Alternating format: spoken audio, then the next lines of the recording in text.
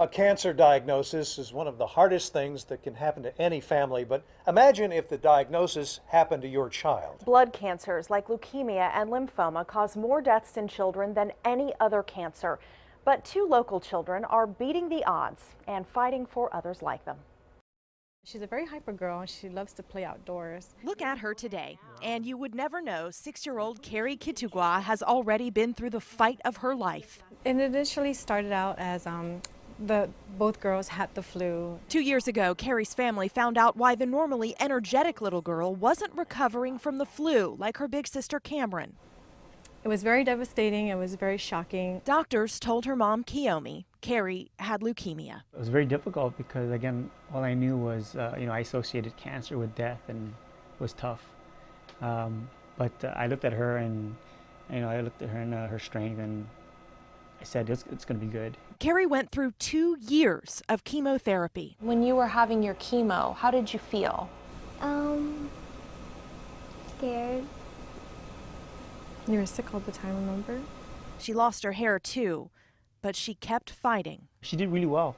She recovered quickly and responded well to the treatments, and here we are. It was very difficult, very, very difficult. But being the bold, vibrant little girl that she is, her attitude, her personality was, just do what you got to do and let's be done with it. Now in remission, Carrie is the Leukemia and Lymphoma Society's Girl of the Year.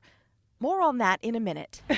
This is the LLS Boy of the Year, Dylan Hodgson. Dylan was diagnosed with acute lymphoblastic leukemia when he was 3.5, and he's now 7.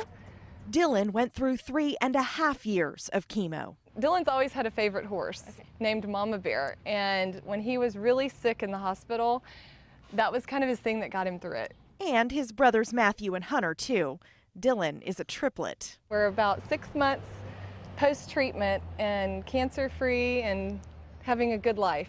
Carrie and Dylan represent why 11 local men and women have spent the last 10 weeks raising money for the Leukemia and Lymphoma Society. And it's really sad, they get robbed of some of their childhood. Yeah. So giving back to the Leukemia and Lymphoma Society is such an important thing because it helps other people going through it. Do you want people to donate money to help?